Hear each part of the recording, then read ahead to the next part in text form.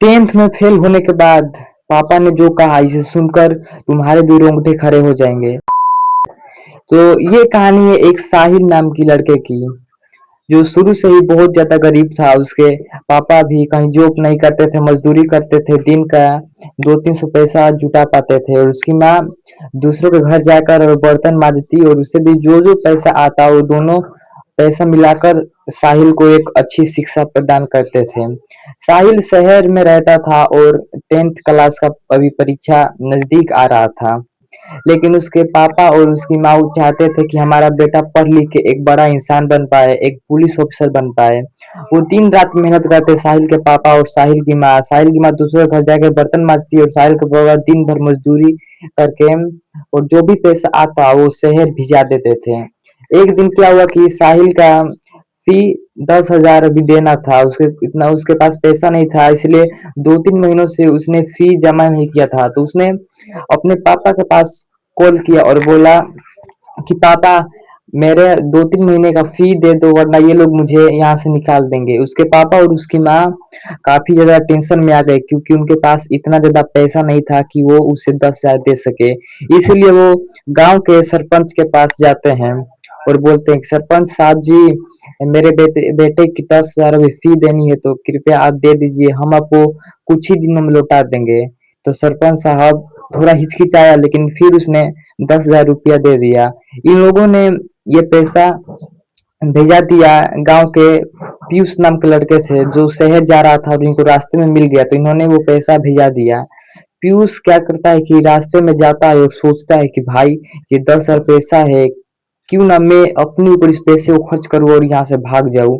उस समय 10,000 काफी ज्यादा पैसे थे। तो पीयूष क्या करता है कि वो पैसा लेकर भाग जाता है वहां से। अब साहिल के मम्मी और पापा घर आते हैं और अपने अपने काम पे चल जाते हैं। साहिल के पास अभी भी पैसा नहीं पहुंचा। साहिल पूरा ज्यादा घबरा गया था। उसने अपने पापा के पास फोन किया और बोला कि पापा, मेरे पास तो अभी पैसा आया ही नहीं। तो पापा एकदम से चौंक गए। उन्होंने बोला कि हमने तो पैसा एक लड़के से भेजा दिया था, शहर की तरफ जा रहा था। तो अब साहिल पूरी तरह टेंशन में रहता है। वो सड़क में निकलता है और इधर उधर उसको ढूंढने लगता है, लेकिन वो पैसा कहीं नहीं मिलता। रात हो चुकी थी, अभी भी साहिल उस पैसे की तलाश में इधर उधर भटक रहा था। किसी तरह उसे पता चलता है कि वो पैसा वो चोर लेकर भाग गया। अब साहिल के पास इतना पैसा नहीं था कि वो अपना फी जमा कर पाए। और वो जैसे ही अपने जाता है स्कूल में, तो उसे स्कूल से भी निकाल दिया जाता है क्योंकि उसने फी नहीं जमा किया था। अब वो साहिल गांव आ जाता है और गांव आते ही उसके पापा और उसकी मम्मी काफी ज्यादा उदास हो जाते हैं, क्योंकि जो 10,000 पैसा उन्होंने सरपंच से लिया था, अब उनको कैसे पैसा दिया जाए। 1-2 महीना बीत चुका था, अभी भी इन लोगों ने पैसा नहीं दिया था। तो सरपंच आता है और इन तीनों को गांव से बाहर निकाल देता है, क्योंकि इनके पास पैसा नहीं था। इन लोग शहर की तरफ तीनों चले जाते हैं और फुटपाथ पे सोते थे और मेहनत मजदूरी करके जो भी पैसा आता, फिर से इन लोगों ने साहिल को पढ़ाना चालू कर दिया। जैसे जैसे 10th का परीक्षा नजदीक आता गया, साहिल बहुत ज्यादा उदास रहने लगा, क्योंकि इसने ज्यादा पढ़ाई नहीं करी थी। कल 10th का परीक्षा था और आज साहिल घर से निकला और परीक्षा देने के लिए पहुंच गया सेंटर पे। लेकिन परीक्षा उसने दे दिया और परीक्षा के 1-2 महीने बाद जब रिजल्ट आया, तो सभी लोग हैरान हो गए, क्योंकि साहिल परीक्षा में फेल हो चुका था। उसके मम्मी और पापा काफी ज्यादा उदास हो गए, लेकिन उसे उसके पापा ने उसे एक शब्द भी नहीं कहा और उसके हाथ में एक चिट्ठी पकड़ा दी। और उस चिट्ठी को साहिल अपने कमरे में जाकर खोलता है, तो उस चिट्ठी में लिखा था कि लाइफ में कितनी भी बार गिर जाओ, लेकिन कभी हारना मत, फिर से शुरू करना। क्योंकि अक्सर वही इंसान सफल होता है जो कि गिर कर और फिर वापस से उठता है। तो इसीलिए कोई कितना भी गिरा ले, लेकिन फिर से खड़ा होके चलना है।